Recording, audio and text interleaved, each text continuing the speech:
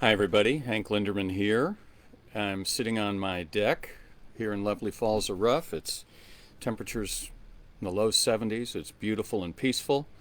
You'll notice well, first of all, welcome to Getting Angry here on May 21st. And as always, we talk about getting angry is not an excuse to lose your damn mind. Getting angry is what you use to fuel. Oh, can you hear the train horn?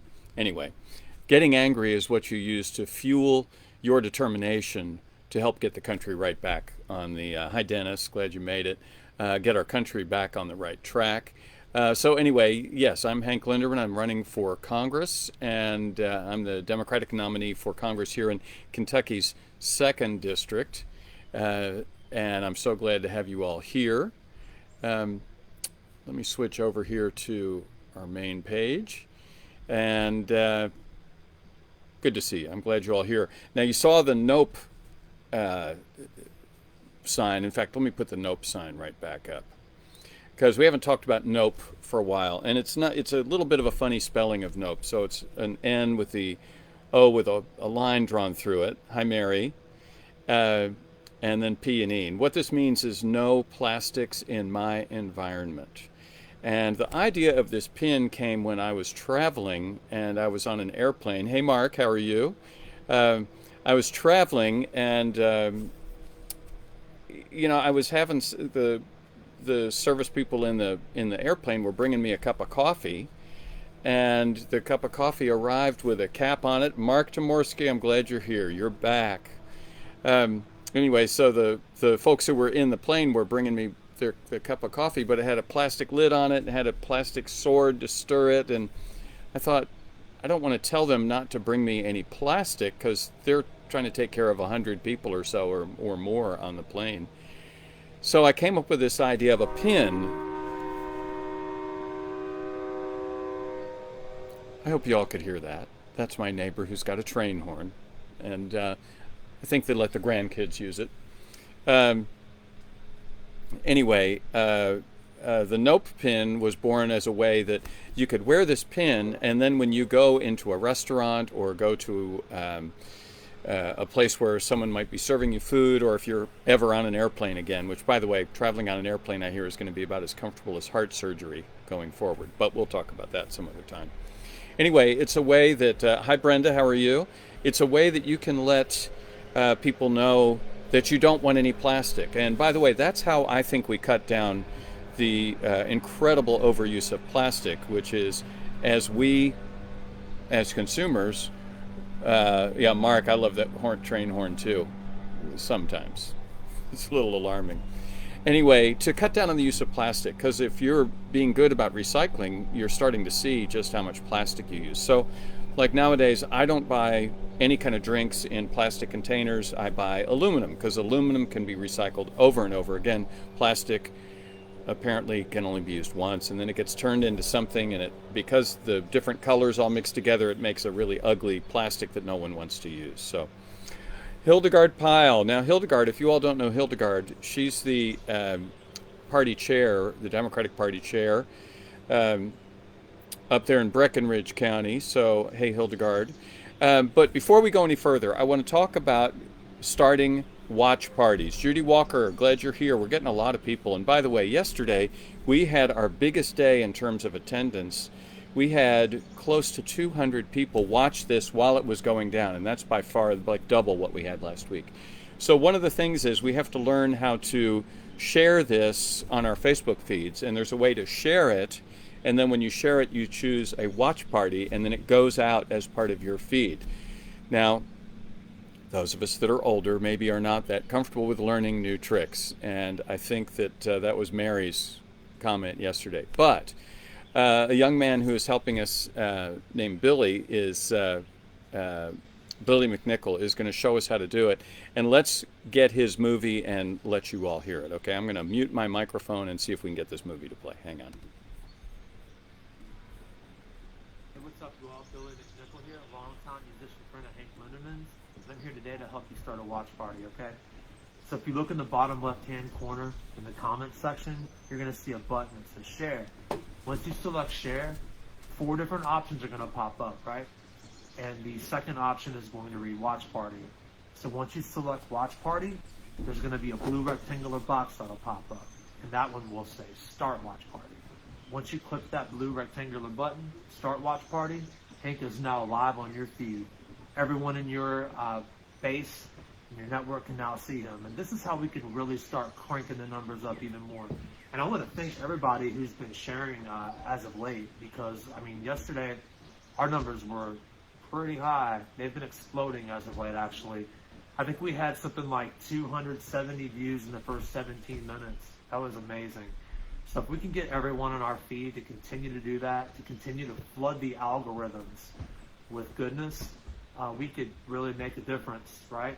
So I want to just say thank you to everyone for supporting Hank Linderman and for everything that you're doing, okay? I hope all is well. And be thinking of different groups maybe that you could even share his daily briefings in, different Democratic groups, independent groups, or anyone who will let you share political idealism in their social media groups. So again, thank you so much for your time, and be well, okay? Take care. Bye. All right, thank you, Billy. Let me get back to my main page here. So Hildegard looks like she did it. Mary Richardson's going to give it a try. And what we'll see is this helps us. You know, my suspicion is a lot about this upcoming election is going to be on social media. So this is a way that we can develop our skills to be able to, you know, help get our message out there and spread it far and wide, which I think will make a big difference. Okay, so let's get to some news today. I've got a bunch of news to share with you all. First of all, we'll look at the numbers, and these are the numbers from yesterday. Here we go. Yesterday, unfortunately, still 1,403 deaths. Hi, Sally. How are you? And we're seeing we're at kind of a plateau on these numbers. And the really bad thing to look at is look at that number of new cases in the world. We had 100,000 new cases throughout the world, and that's unfortunately a new milestone. So it's quite alarming. And I want you all to start to pay attention to this, but also with a little bit of a caveat. Because of various things, we don't always count all the deaths as we don't count these necessarily as coronavirus deaths sometimes. So if someone dies in a nursing home and wasn't tested, we don't count that.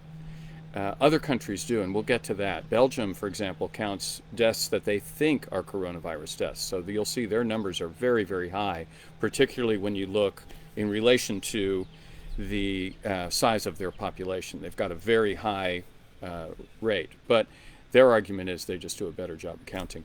Now we'll look at Kentucky. The numbers came down, but the numbers in Kentucky still remain pretty small. But I know that we're having difficulties in counties like Warren County. They are now, even though they're not the second largest county, they've got the second highest amount of sick people there.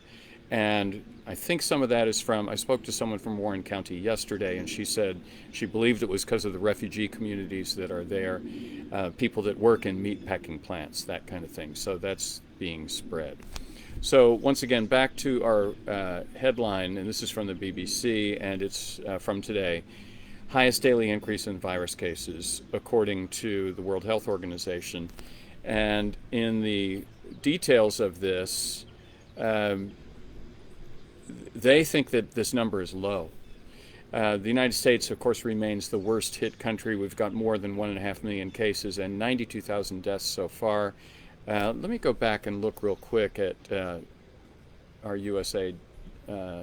So we are right at 95,000 deaths yesterday. So we're going to hit 100,000 deaths over this weekend, unfortunately, unless some sort of miracle occurs.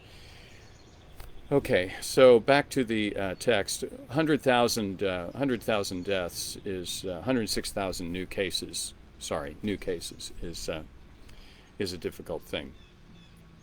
Now, I want to talk about misleading charts. I want you to be aware of this because it's important to look carefully at what we're measuring.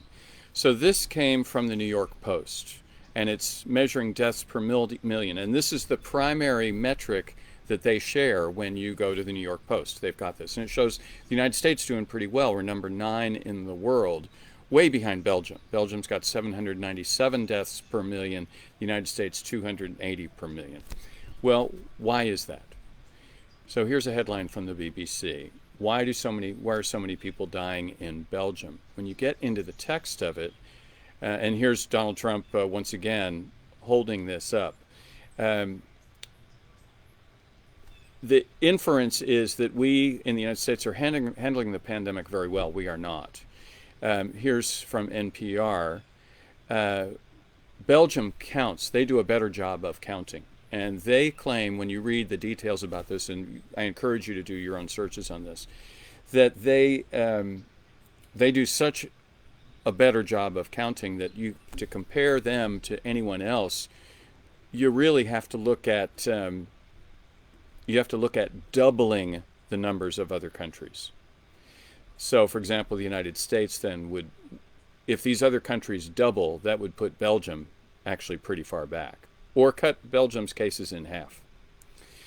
Anyway, in the text, this is someone from Belgium who's talking about it. He says, when you don't know how many people that are sick and how many people are dying, it's much more difficult to act. So we've been critical of the way the United States has handled this. So now we've got a story in the New York Times today. The lockdown delays cost at least 36,000 lives, the data shows. And what we're talking about, let's have a look here. This is the map. A map if our nation had responded 1 week earlier. And you can see the outbreaks are quite different. In fact, let's see, where's that delays map? So now let's look at the delays chart. And this shows, again, what would have happened if we'd started 2 weeks earlier. We would have only had 11,253 deaths by May 3rd. So the delay in acting caused big problems. So here's some more about that. This is all from this New York Times article. Remember that on May 9th, President Trump tweeted, nothing is shut down, life and the economy go on. He really did not want to shut things down on March 9th. At the moment, there's only 546 confirmed cases with only 22 deaths. Think about that. Let's look at this. In fact, tens of thousands of people already had been infected. And that's an estimate because, remember, we were all supposed to have tests, but of course we don't still. We still don't have reliable tests, and they're not available. There were hidden outbreaks, according to this. So they believe, look at that, on March 1st, New York City had only 1 confirmed case. They believe they were actually 10,000 undiscovered cases. So that's pretty serious. So anyway, I'm going to go back to my main page here. Let me see. I'm going to give you a quick look of the lake. Let's see if that'll work. Yes, so that's the lake. That's the view from my porch, and you'll notice you can see a little bit of the deck, and notice the obligatory fly swatter. Very important here in Kentucky, or it will be in a bit. As always, I want to remind you, I'm endorsed by Indivisible. I've been endorsed by the AFL-CIO. I'm looking for their, I don't have it here. Oh well, but the AFL-CIO have endorsed me, and I also got word that the UAW has now endorsed me, and that's in process of being announced. So I'm very excited about that. You can help by contributing. You can go to our website, and you'll see that scroll under there, hankforkentucky.com. There's a place there that you can contribute online. If you really want to impress the young people in your lives, you can get a Venmo account. Venmo is like PayPal. And then you point your camera at that little design. It's called a QR code. And it lets you contribute directly that way. Yes, it is very peaceful. It's very peaceful here.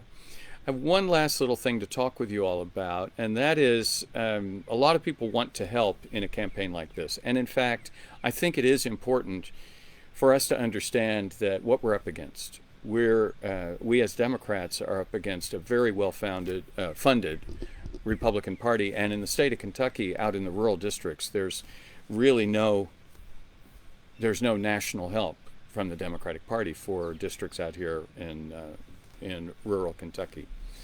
So I rely a lot on people who volunteer, and a great example is Bill McNichol, who you saw with his video, and I'm sure we'll see that video again. Um, Billy, reached out to me and said, "How can I help?" And he started talking, and he offered to help with social media. So he's doing that. So what I want to say to you is, if you want to help a campaign, whether it's ours or someone else's, pick something you're good at, and pick something that you'll enjoy doing, that it'll give you strength and encouragement just to do it, that you'll enjoy it. You'll get something out of it. We do have a lot of work to do if we're going to take our country back. And I'll talk more about that tomorrow. But thank you all for being here. I love you. And here's another look at the lakefront. And I'll see you tomorrow, as usual, every day, 3:30 Central, 4:30 Eastern. Take care of yourselves. Bye.